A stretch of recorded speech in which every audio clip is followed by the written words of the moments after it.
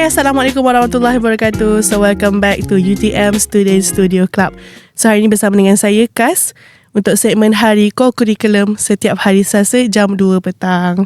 So hari ini dekat studio kita ada bersama dengan dua badan beruniform, which is Kelana Siswa dan juga Pandu Puteri.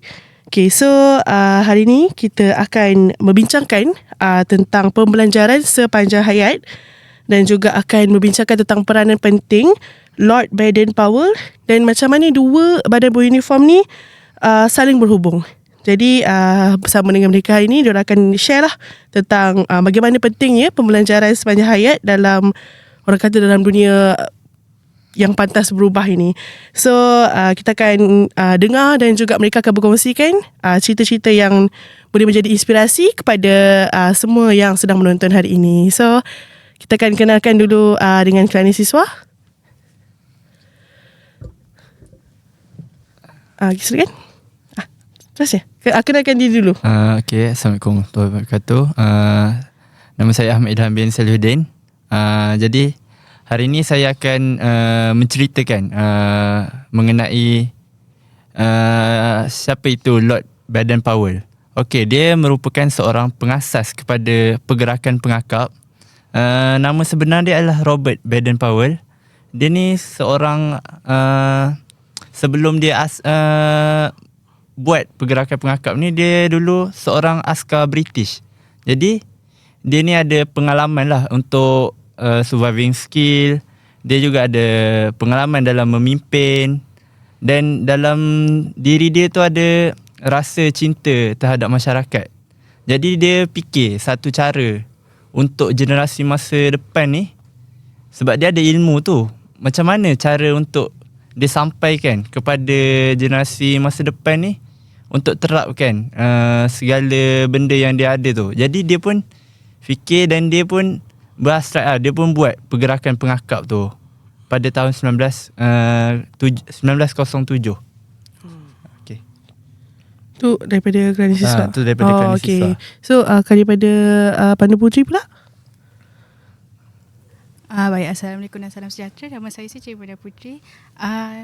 Kelana Siswa dengan Pandu Puteri ni, dia kiranya macam adik-beradik lah.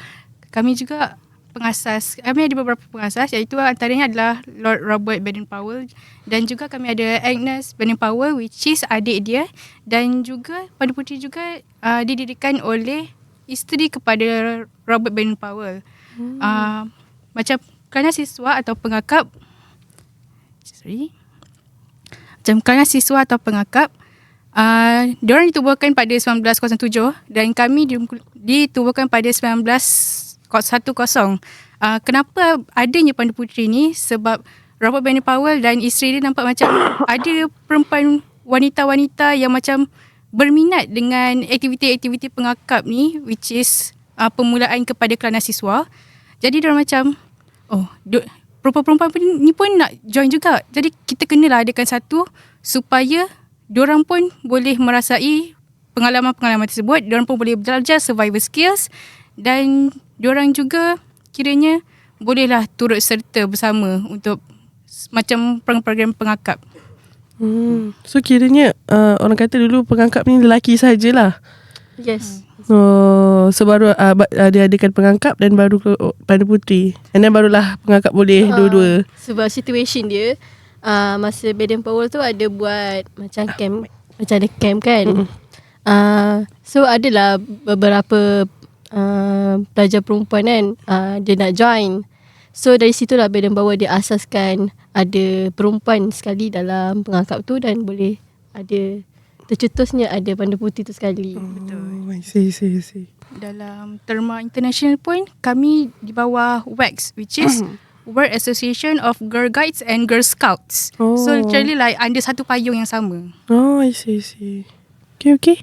So tadi tentang intro tentang Lord Baden-Powell untuk bagi kedua-dua badan beruniform.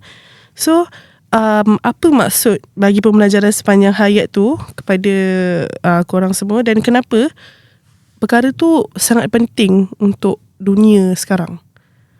Kita seteruskan dengan Kelana Siswa lah. Okay, untuk bagi Kelana Siswa, pembelajaran sepanjang hayat, exactly untuk pengakap, kita ada daripada Tadika, kita ada Biskap, macam pengakap lebah untuk kanak-kanak, kita ada pengakap kanak-kanak sampai ke pengakap remaja, pengakap kelana dan pengakap dewasa. So macam sekarang ni kita orang pengakap kelana lah. Exactly. So untuk betapa pentingnya dalam pembelajaran sepanjang hayat kita orang ni, macam Bal sendiri, okay, Bal dah lama terlibat diri dalam pengakap ni. So banyak mengajar Bal dari segi untuk keyakinan diri, kita nak bercakap dengan hadapan orang. Sebab bila kita dah dalam dunia IT ni, kita tak boleh macam nak bercakap dengan orang tu dengan mudah kan sekarang. Sebab ramai kita jumpa orang tu macam kenapa takut sangat dengan jumpa dengan orang ni.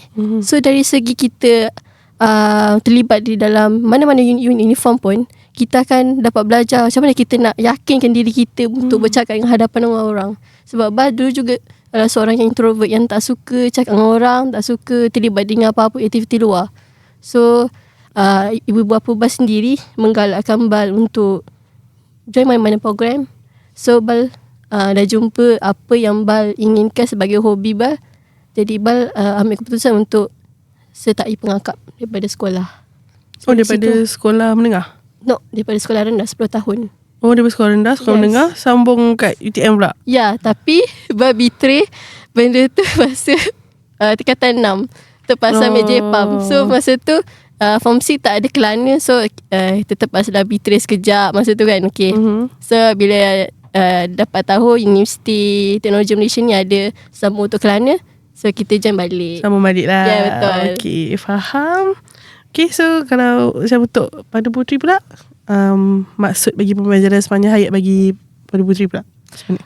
Of course lah, so pembelajaran sepanjang hayat ni satu komitmen untuk belajar, untuk menambah ilmu. Tak kira lah usia atau pengalaman kan. Contoh bagi Pada Puteri pula, kami ada jenis Pada Puteri daripada kanak-kanak, Pada Puteri kelip-kelip, dan seterusnya beralih ke sekolah rendah Pada Puteri Tunas, dan seterusnya Pada Puteri Remaja dan Pada Puteri Ranger untuk sekolah menengah. Dan bila of course dah start umur 18 sampai 30 dah masuk IPT kan, dia dipanggil Pada Puteri Clover, which is kita orang sekarang lah, Pada Puteri Clover. Lepas tu dia bukan terhenti kat situ je. Walaupun dah habis sekolah ke dah start kerja kan, kita masih boleh join Pada Puteri tu. Ada juga dinamakan Pada Puteri Trefoil. Itu 30 dan ke atas lah, tak kisah sampai umur berapa. So ya, tak kisah umur berapa pun, kita masih boleh dapat ilmu yang baru. Sebab dalam Pada Puteri ni kita dapat belajar macam-macam. Jadi ya, dah. So kiranya bagi kedua-dua pada uniform ni, orang kata pembelajaran sepanjang hayat tu bukan hanya sekadar di institut pengajian je lah. Dia sampai ke, orang kata dah berusia nanti pun boleh teruskan juga. Betul. Sama juga macam kita belajar dekat U kan. Faham. Di mana-mana kita boleh belajar. Faham. Kami juga ada Pada Puteri Pemimpin. So ni macam lebih khas sikit kepada siapa-siapa yang nak jadi pemimpin lah. Boleh jadi daripada sekolah, boleh jadi daripada IPT, daripada semua tempat. So kiranya macam korang punya leader yang ada sekarang dekat ni, so daripada diorang zaman sekolah macam tu lah. I see. So korang pun akan meneruskan juga ke macam mana? InsyaAllah. Rezeki. Teruskan lah kan? Okay, betul. faham.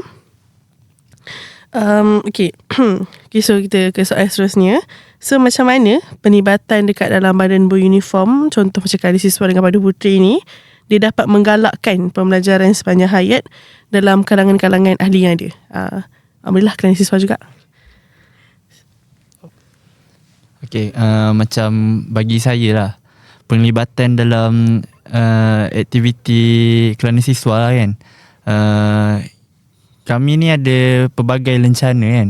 Salah satunya lencana perkhidmatan. Lencana perkhidmatan ni kita kena macam nanti kita orang akan buat. Kita orang kena, salah satunya boleh aktiviti yang beri kesan kepada masyarakat lah. Contohnya macam bersihkan kawasan sekitar ke apa. Dari situ kita dapat belajar nilai-nilai murni. Kita juga dapat belajar nilai nak bekerjasama. Sebabnya yalah, kalau nak bersihkan satu kawasan tu, kalau buat tanpa ada kerjasama, main buat je, dia jadi lama lah. Betul. Tu bagi saya lah. Oh, okay. Faham? Okay, kalau macam kalau ni siswa pula? Sorry. Pandu Putri. Minta maaf sangat. Tak apa. Pandu Putri. Adik-adik. Adik-adik. Okay, boleh. Okay, macam mana? Kalau macam kami, hampir sama. Kami bergerak dengan community. Kami juga ada macam dia gerak kerja macam setiap kluster. Antaranya adalah contoh ada climate change. And also baru-baru ni dalam bulan 6 tahun ni, kami pergi ke sebuah tadika di Taman Universiti untuk membuat projek hidroponik dan juga kami buat pet zoo. Kiranya hidroponik ni dia promote sustainability. So tadika tu boleh guna tanaman tu, macam kami tanam kangkung dekat sekolah tu, guna cara hidroponik.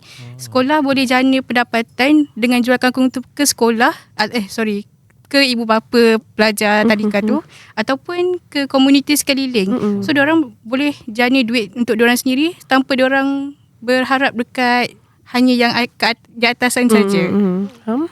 Seterusnya macam yang Misha sebutkan tadi, kita ada Pandu Putri Travel. Travel guide. Macam untuk 30 tahun ke atas. 30 tahun ke atas. Contohlah dah bosan, kita dah bersara pun. Contoh macam bosannya, tak adalah kita duduk rumah je. Ada kawan-kawan yang kita boleh join. Contoh satu hari diorang buat aktiviti menjahit ataupun crochet. Tak adalah duduk rumah seorang-seorang, termenung. Kita ada kawan dan kita boleh hidup bersama-sama. Sebab kita manusia ni tak boleh hidup seorang. Kita hidup berkomuniti dan beramai-ramai. Jadi itu pendapat saya. Sebab pembelajaran sepanjang hayat kita daripada tadika sampailah kita tua nanti boleh bersama-sama dengan orang lain. Faham? Okay. So kiranya dia memang, kedua-dua ni memang mementingkan orang kata komuniti lah dalam kehidupan, lagi-lagi dalam kalangan ahli lah. Okay, so kita dah orang kata formality. So saya nak korang share kan korang punya pengalaman sepanjang menyerap pembelajaran sepanjang hayat tu, dan apa kesan positif. Macam tadi berkata dulu introvert, so once join kelas siswa ni you gain some confidence semua tu kan. So korang boleh share. Saya nak semua seorang share at least satu lah korang punya pengalaman dengan kesan positif dalam hidup orang. Saya dulu lah, sebab saya seorang je lelaki kat sini. Okay. Ni bukan ladies first okay. Gentleman. Okay, boleh. Kalau bagi saya lah, saya ni ambil kos pendidikan kan, jadi nak jadi cikgu lah kan. Okay. Antara perkongsian yang boleh saya kongsikan, kita orang baru saja ni boleh tengok scarf ni kan, jota-joti. Okay, kat situ kita orang jadi urus setia untuk program jota-joti ni. Jota ni Jamboree on the air, joti ni Jamboree on the internet. Okay. Kita orang kena uruskan seramai 2,900 peserta. Wow. Jadi dia macam saya kalau nak bercakap dengan orang yakin je tau. Tapi kat situ kita belajar cara nak berkomunikasi. Kalau setakat nak yakin bercakap dengan orang yakin, tapi cara komunikasi yang berkesan. Sebab nak uruskan 2,900 tu ramai kan. Jadi kat situ budak-budak daripada sekolah rendah sampai paling tua tingkatan 6 rasanya. Kalau yang sekolah rendah ni dia ada perangai dia sendiri, nakal-nakal yang tak boleh duduk diam. Kalau yang dah besar ni dia ada perangai dia sendiri. Kat situ lah kita kena, saya dapat belajar cara macam kalau yang kecil ni macam mana kita kena attract dia nak tarik perhatian dia tu macam mana. Kalau yang besar ni kena tegas sikit. Kalau yang kecil kita kena buat bagi seronok-seronok sikit. Macam tu lah. Jadi InsyaAllah boleh saya gunakan lah kalau saya dapat jadi cikgu nanti. InsyaAllah. Baik. Okay. Teruskan Bel. Okay. Alright. Okay, dari segi baru pula kan, sepanjang dah lama daripada kecil kan jadi pengakap ni. Abang sebenarnya teringin nak daripada kecil memang minat. So untuk Bal punya dari segi Bal punya positifnya, pembelajaran yang Bal dapat, Bal ambil course dari segi geografi kan. So daripada pengakap ni Bal dapat pergi ke mana-mana. Contohnya sebelum ni Bal ada pergi Jamboree Korea. Okay. So Bal dapat kenal dia punya dari segi ekosistem dia, bentuk muka bumi dia. So Bal suka nature dari segi semua negara. Jadi Bal kalau boleh sampai ke tua lah, nak menjelajah ke seluruh dunia lah untuk mana-mana Jamboree yang akan datang nanti. So memang daripada kecil Bal akan kumpul rencana banyak-banyak. So akan macam pamer daripada untuk orang-orang akan datang. Faham. Okay, so kalau macam Pandu Putri pula, share experience korang. Okay, so kalau dari pengalaman saya lah, Pandu Putri ni banyak mengajar saya tentang kehidupan. Antaranya yang paling besar daripada aspek kepimpinan lah. Like sebelum saya masuk Pandu Putri, saya macam ada rasa untuk menjadi pemimpin. Ada macam aku boleh sebenarnya untuk jadi pemimpin, tapi saya tak ada. Saya tak tahu macam mana nak jadi pemimpin. Tak tahu basic apa semua. So bila macam masuk Pandu Putri ni, kita dapat jumpa ramai orang, kita bekerja dalam organisasi kan. Jadi dapat tambah lebih pengalaman dan dapat tambah ilmu. Macam contoh dalam menguruskan kelab. Macam mana nak uruskan kelab bagi untuk mendapatkan kelab yang berjaya, yang ada sistem yang sistematik, yang orang tahu, orang dapat tahu kan. Jadi saya belajar macam mana nak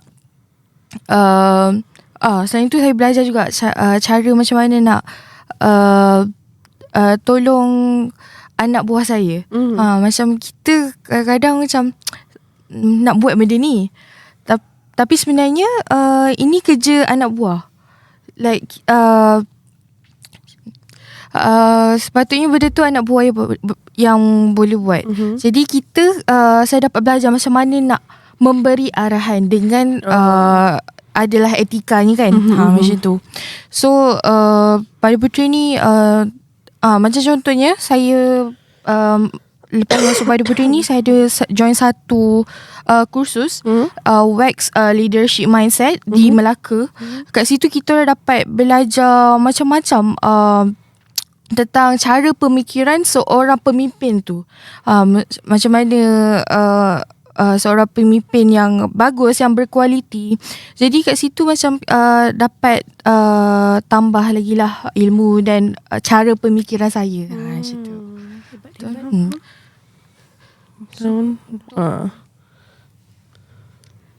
Baik, untuk dari segi saya, daripada saya, macam saya juga adalah daripada kos pendidikan dan saya dah sertai Pandu Putri daripada sekolah rendah sampai sekolah menengah dan juga di peringkat IPT.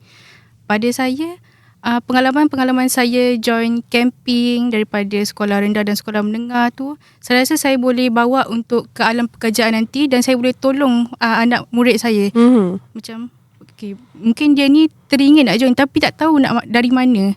So macam kita ada prior knowledge, kita ada mungkin orang yang kita kenal dari organisasi itu sendiri, dan kita boleh tolong dorang untuk ke peringkat yang seterusnya. Sebab kita ni kalau boleh naklah tolong orang kan. Lagi-lagi kanak-kanak, dorang umpama canvas yang kosong dan itu tugas kita untuk tolong buatkan jalan untuk dorang. Mencorak betul, mencorakkan canvas itu menjadi manusia yang holistik. Wah, sangat cikgu-cikgu holistik. Falsafah pendidikan negara. Bagus-bagus. Macam pengalaman saya sendiri adalah menyertai camping international dari Kuala Lumpur. Di situ saya masa tu tingkatan 2 kalau tak salah saya. Melalui Pandu Putri ni, daripada awal dapat mengajar kita untuk tidak discriminate orang. Macam dekat camping tu saya ada jumpa adik pandu puteri daripada Hong Kong, daripada Vietnam, even daripada UK dan banyak negara lagi. So macam kita promote open mindedness, macam diorang ni okey je sebenarnya, tak ada apa-apa pun dengan kita. Sebab perasaan diskriminasi ataupun racist ni dia bukannya kita daripada lahir dia dari ni. Itu benda adalah diajar. Jadi betul, stigma kan. kita macam sikit-sikit okey, tak ada apa-apa pun, diorang okey je sebenarnya dengan kita. Jadi itulah saya punya pengalaman. I see. Okay, korang punya program ni ada ke peringkat yang international, betul? So sampai sekarang saya tak tahu actually apa nama badan beruniform korang ni sebenarnya dalam bahasa Inggeris. Kalau cakap dengan siswa macam mana? Apa dalam English sebenarnya? Especially kita orang tahu it's a scout. Scout je lah. Kalau sebab kita orang kan asal je, so kita orang scout. Kalau macam pandu puteri gimana mana? Kalau kita orang yang macam yang Suci sebut tadi, WAGS, World Association of Girl Guides and Girl Scout. So kita orang pilih, lebih menggunakan Girl Guides tu lah. Girl guys. Girl I see. Pandu puteri. Faham. Okay, sebab kalau macam kerana siswa diorang ada jambori. Kalau itu sebab jambori tu saya pernah nampak dekat TikTok yang viral yang Korea tu semua tu kan. Kalau macam Pandu Puteri korang punya annually program yang macam ni, nama dia apa? Kita orang Baik, sebenarnya jamboree tu pun kami turut sekali. jam sama. Betul. Sekali. Dia macam, so dia kerana siswa Jadi, dan juga betul. Dalam konteks international, dia kira satu program untuk kedua-duanya, Girl Scouts dan Scouts. I see. So jambori tu kira korang gabung lah. Betul. Tapi dia ikut lah satu macam you tu ataupun sekolah tu aktif ke tak, dia nak hantar ke tak. Faham. Okay. Sebab soalan pun dah habis kan. So satulah saya minta extra sikit Okay, boleh. korang punya sekejap, saya tak tahu korang macam ni tahun berapa? Awak tahun berapa? Awak tahun berapa? Saya baru tahun 1. Tahun 1. Okay, ni Bal tahun berapa? Baru tahun 3. Okay, korang dua tahun? kami tahun 3. Tahun 3 juga sama-sama. Okay. So kita ada seorang yang baru dengan yang lagi 3 yang dah 3 tahun bersama dengan badan beruniform ni. So at least korang nak satu word ke satu harapan? Korang pilih harapan lah. Korang nak bagi harapan. Okay. So satu harapan lah untuk korang lihat diri korang selepas korang habis belajar dan juga selesai lah, orang kata dah korang macam Palapis dengan ni diorang ada tauliah korang. Kalau dah habis dia korang boleh teruskan macam tu je lah. Okay. Sorry lah banyak soalan. Tidak mengapa. Kalau macam kita orang habis tu, sebagai kita orang kami kos pendidikan, jadi kami akan masuk sekolah. Jadi kita akan masuk jadi pemimpin. Untuk jadi pemimpin yang berwaran tu, dia ada step-step dah. Kena ikut kursus, ada ujian. Untuk pastikan pemimpin tu betul-betul ada ilmu yang tepat dan betul lah, dan boleh guide anak-anak murid. Okay. Kalau dari segi kelana siswa, contohnya kalau kita dah habis, dah graduate kan, kalau macam apa yang Abang tahu, kalau macam kita sebagai pelajar, kita ada award, kita ada Baden Powell Award. So kita ambil daripada 18 tahun sampai 25. So dia punya jangka dia hanya sampai 25 tahun untuk award tu. Okay, untuk lepas 25 tahun tu kita boleh sambung kursus mandi kayu untuk jadi pemimpin. So daripada dia ada peringkat 1, 2, 3 dan 4, baru boleh kita teruskan sebagai pemimpin sepanjang hayat lah. I see. So memang ada kursus yang perlu di-attend lah, untuk menjadi seorang pemimpin sehingga hayat lah. I see. Alright. So okay, satu harapan lah untuk diri korang, untuk korang see in your future nanti. Bal lah dulu, Bal. Okay, untuk Bal, berharap untuk kalau dah habis untuk uruskan kerana siswa dekat UTM ni, berharap adalah pelapisnya macam tahun 1 ni untuk membantu Bal teruskan perjuangan kami sebagai kerana siswa UTM. Itulah harapan saya. Semoga dia kekal sistematik, carta tu ada macam beban boleh ke arah yang lebih baik daripada kita orang lah, InsyaAllah. Okay, InsyaAllah. Okay, macam mana? Kalau ni pula? Okay. Okay, kalau daripada saya InsyaAllah saya menyahut harapan Bal tadi. InsyaAllah. InsyaAllah kalau masih kuat lagi lah. Okay. Harapan awak? Harapan sahut harapan dia? Saya tak nampak lagi. Tak nampak lagi. Baru tahun 1. Faham. Tak sampai sebulan lagi. Tapi dah berjaya. Dah ada kat sini tu. Satu pencapaian lah. Boleh. Cuba untuk ni membantu dia. Okay, boleh. Baik. Kalau pada Putri pula? Kalau bagi saya ada dari segi dua.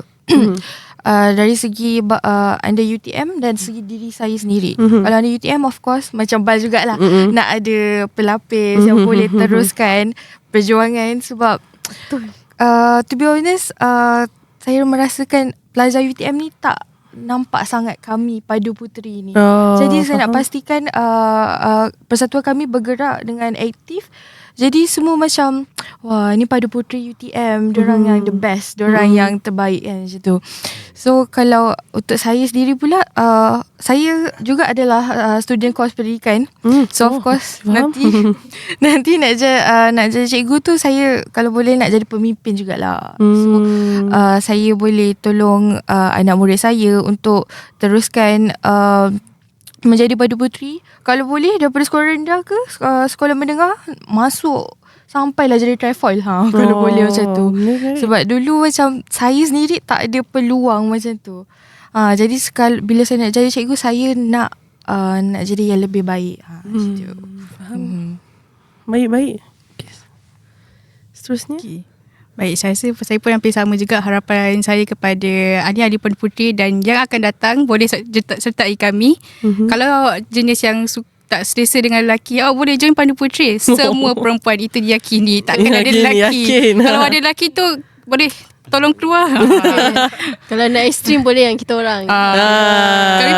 Kami pun ada ekstrim juga, tapi kita sama-sama dengan perempuan. Sama-sama. Jadi maybe kita boleh cuba buat program sama-sama boleh, nanti. kita boleh untuk menampakkan lagi kelas siswa dan Padu Puteri dekat dalam UTM ni kan. Menarik.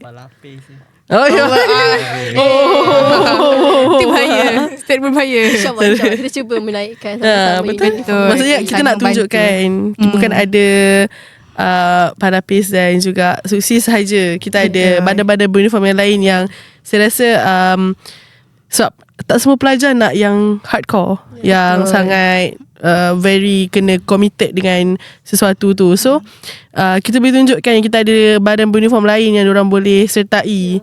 Walaupun tanpa pertalian dia masih boleh kita masih je tu masih function lah orang kata. Masih berharga. Boleh berseronok, boleh pergi travel, betul kan? Dengan kawan-kawan kan dekat universiti lah. Nanti dah kerja, nanti dah tak masih ada masa. pisah haluan. Betul. Faham?